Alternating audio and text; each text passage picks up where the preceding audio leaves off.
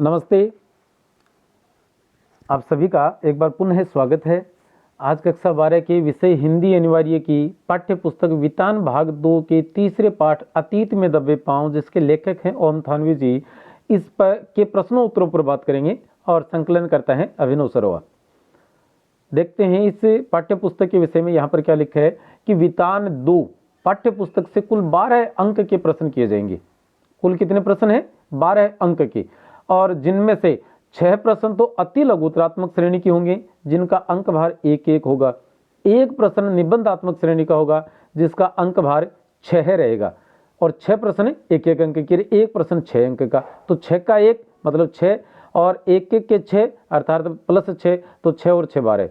निबंधात्मक श्रेणी में आंतरिक विकल्प भी मिलेगा जिनमें से अपनी सुविधा अनुसार कोई एक प्रश्न करना है। तो आंतरिक विकल्प का मतलब है अथवा वाला। तो आप वीडियो को पूरा देखेंगे, यहाँ पर इस प्रकार के प्रश्न अति लघुतरात्मक और निबंधात्मक समस्त प्रकार के संभावित वे प्रश्न जो कि बोर्ड परीक्षा में किए जा सकते हैं शामिल किए गए हैं। वीडियो पूरा देखिएगा। चैनल पर नए हैं तो सब्सक्राइब भी कीजिएगा। पहला प्रश्न लिखा है, मोहनजोदड़ो से प्राप्त नर्तकी की मूर्ति किस संग्रहालय में रखी गई है? तो उत्तर होगा मोहनजोदड़ो से प्राप्त नर्तकी की मूर्ति दिल्ली संग्रहालय में रखी गई है। ताम्रकालीन सभ्यता का सबसे बड़ा शहर माना जाता है, तो मोहनजोदड़ो को ताम्रकालीन सभ्यता का सबसे बड़ा शहर माना जाता है। इसको मोहनजोदड़ो भी लिख सकते हैं, लेकिन लेखक ने अपने जो संकलन है उसमें मोहनजोदड़ो ही शब्द प्रयुक्त किया है। मोहनजोदड़ो और हड़प्पा वर्तमान समय में किस देश में अवस्थित हैं? तो ये दोनों ही शहर वर्तमान में पाकिस्तान में हैं। नगरीय भारत का सबसे पुराना लैंडस्केप किसे माना जाता है? तो मोहनजोदड़ो को नगरीय भारत का सबसे पुराना लैंडस्केप माना जाता है। लेखक किस मौसम में मोहनजोदड़ो घूमने गए थे? तो जब वे वहाँ घूमने गए तब जाड़े का मौसम था या जाड़े के मौसम में। ग्रिड प्लान किसे कहते हैं? तो जब शहर की बसावट इस प्रकार से की जाए कि उसकी सड़कें एक दूसरे को समकोण पर काटती हों तो उसे ग्रिड प्लान कहा जाता है। पाठ के अनुसार दुनिया के कौन कौन से शहर ग्रिड शैली में बसे हुए हैं? ब्रासीलिया, चंडीगढ़ व इस्लामाबाद, जो कि पाकिस्तान की राजधानी है, ग्रिड शैली के शहर माने जाते हैं। मोहनजोदड़ो की अनूठी मिसाल किसे माना जाता है?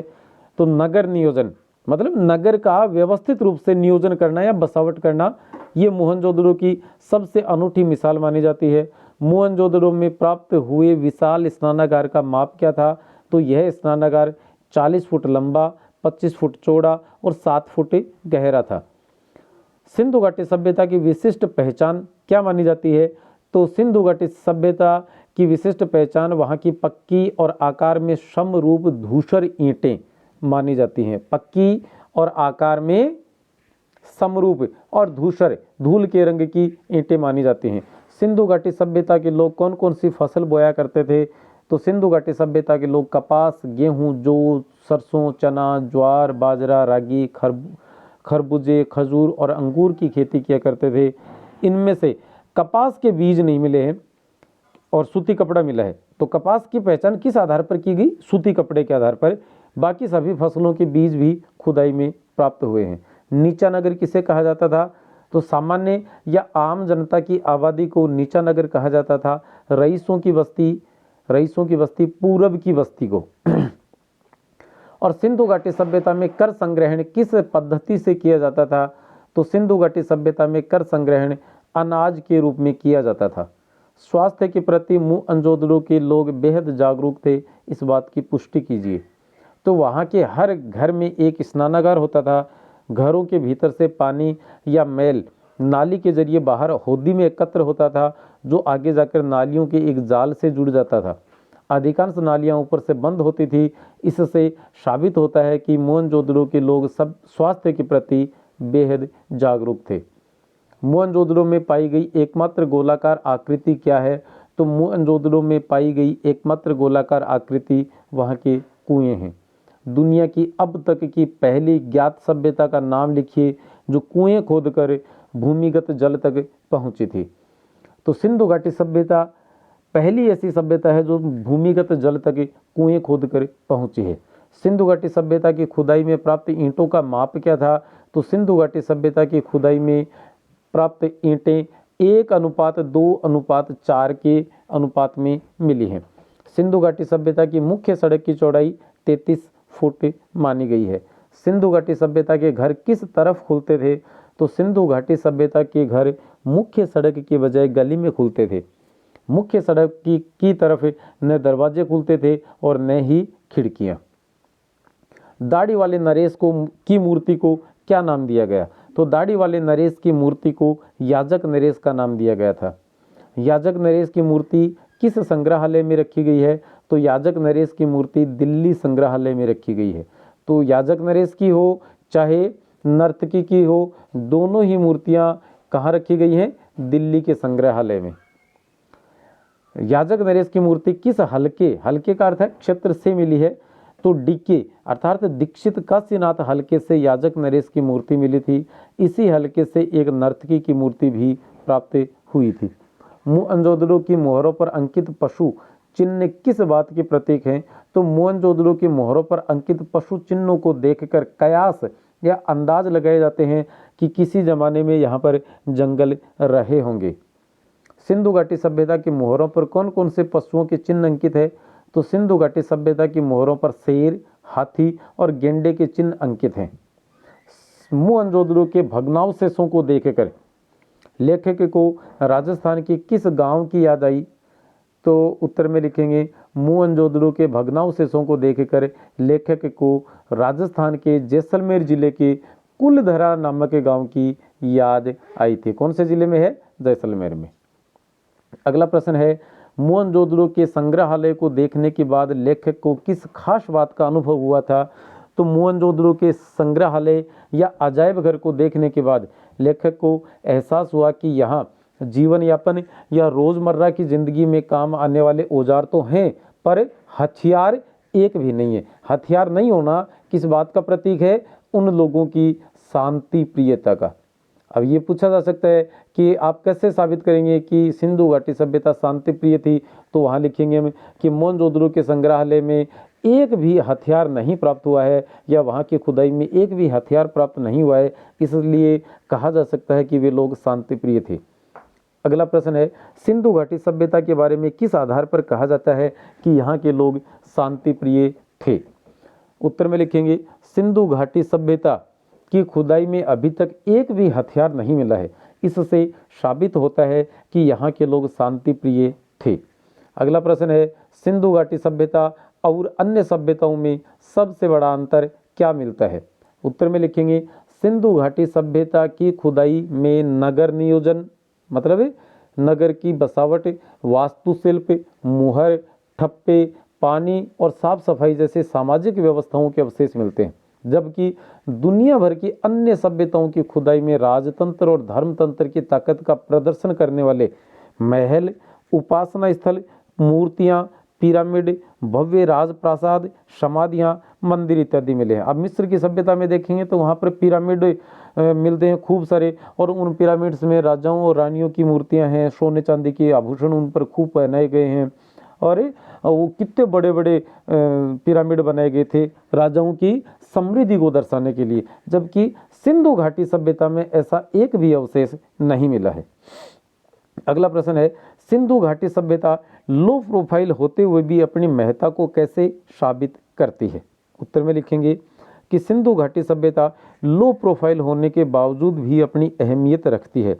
यहाँ सब कुछ सामान्य और तड़क भड़क से दूर था, यहाँ तक कि याजक नरेश के सिर पर भी बहुत मामूली सा मुकुट मिला है।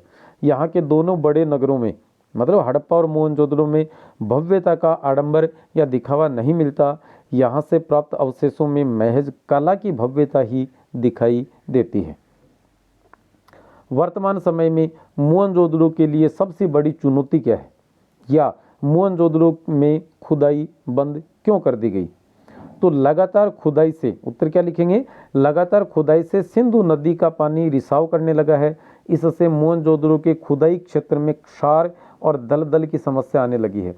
वर्तमान में खोदे गए क्षेत्रों का बचाव ही बड़ी चुनौती हो गया है। नए क्षेत्रों की बात तो छोड़िए, जिनकी खुदाई कर चुके हैं वो उनका बचाव कर लें, ये भी एक बड़ी बात है। इसी कारण यहाँ पर खुदाई बंद कर दी गई है। अगला प्रश्न है जो निबंधात्मक है 6 नंबर वाले, ध्यान से देखिएगा कि सिंधु सभ्यता साधन संपन्न थी पर उसमें भव्यता का आडंबर नहीं था। कैसे?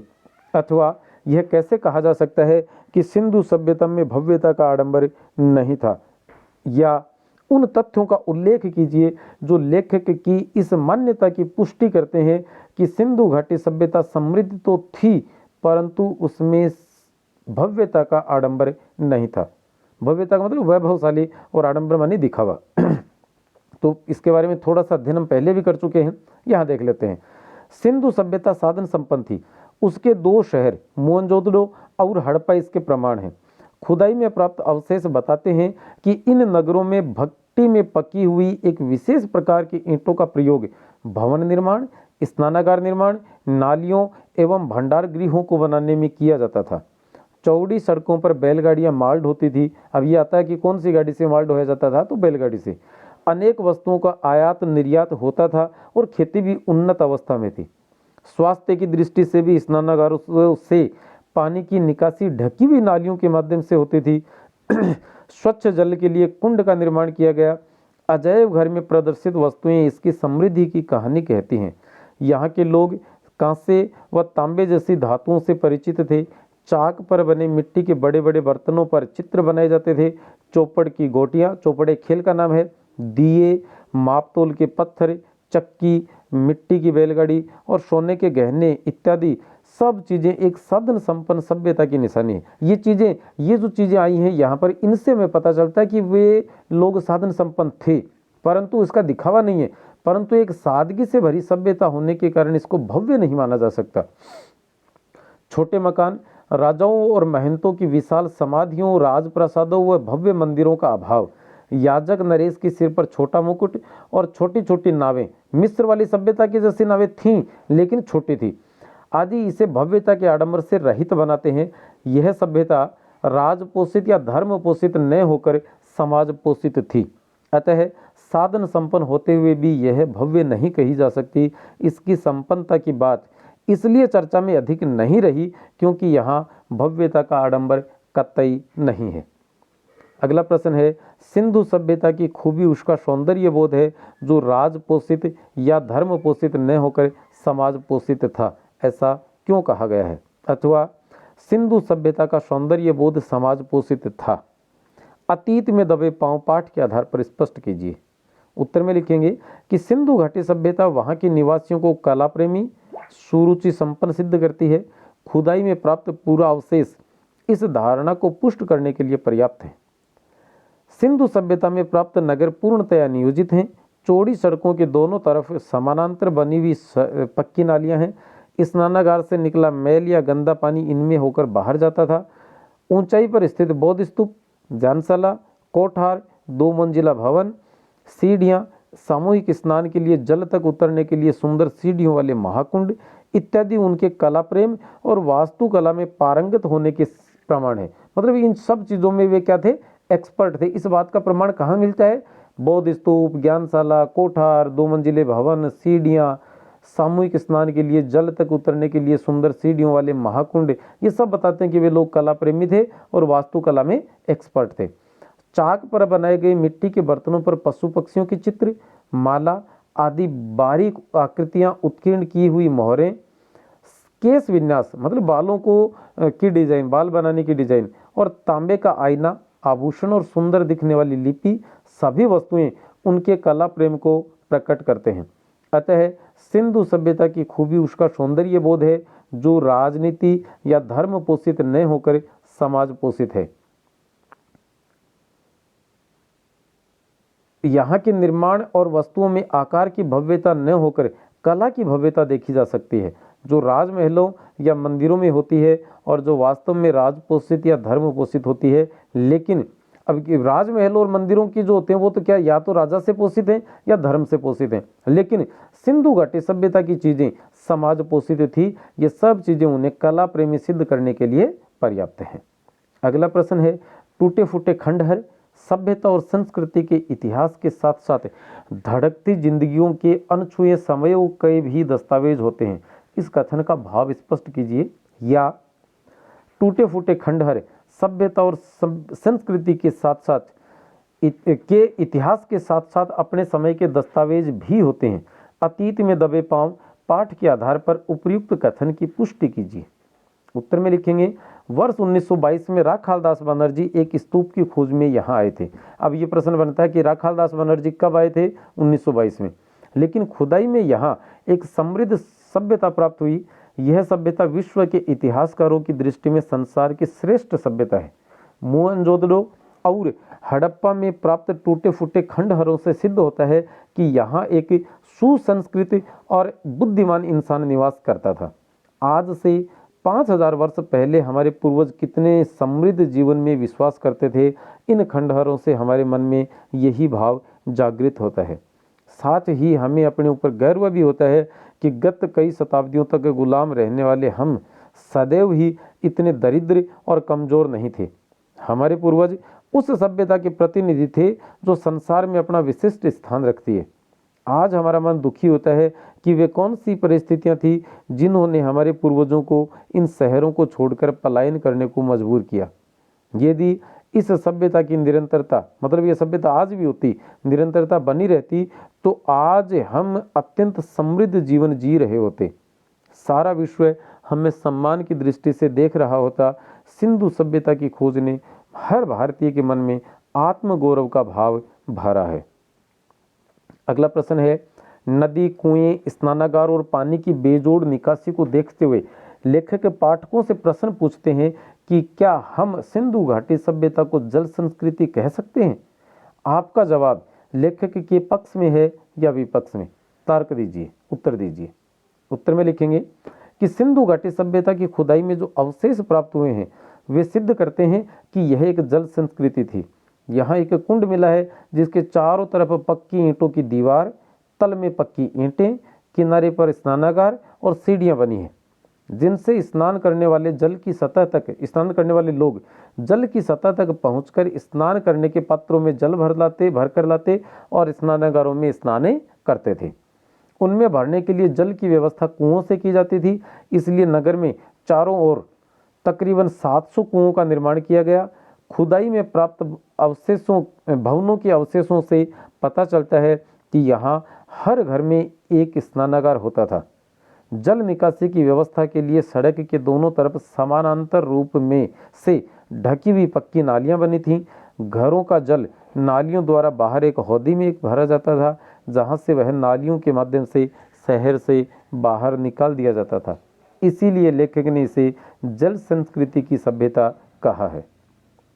अगला प्रश्न है, अतीत में दबे पांव पाठ के आधार पर सिंधु घाटी सभ्यता की खेती का वर्णन कीजिए। उत्तर में लिखेंगे मोहनजोदड़ो की खुदाई से प्राप्त साक्ष्यों के आधार पर सिंधु घाटी सभ्यता को उद्योग व्यापार की सभ्यता माना गया। बाद में हुई खोजों के आधार पर या अनुसार यह मान लिया गया कि यहाँ के लोग खेती करते थे और फसलें उगाते थे। इतिहासकार इरफान हबीब के अनुसार यहाँ के लोग रबी की फसल पैदा करते थे। तो सिंधु घाटी सभ्यता के लोग कौन सी फसल लिया करते थे? रबी की फसल। किसने कहा है? इतिहासकार इरफान हबीब ने। वे गेहूं, चना, सरसों, कपास इत्यादि पैदा करते थे। खेतों के लिए पत्थर एवं तांबे से बने औजार काम में लिए जाते थे। खेतों की सिंचाई के लिए वहां बने कुओं के पानी का इस्तेमाल होता था और वहां खुदाई में प्राप्त मिट्टी की बनी पशुओं की आकृतियों और बैलगाड़ी आदि से यह पता चलता है कि ये लोग गाय, बैल इत्यादि पशु पालते थे तथा उनका उपयोग खेती के लिए किया जाता था। इस प्रकार सिंधु घाटी सभ्यता खेती और पशुपालन करने वाली एक सभ्यता थी। तो चलिए आज के इस वीडियो में फिलहाल इतना ही। अब अनुमति दें। नमस्ते, धन्यवाद, जय हिंद।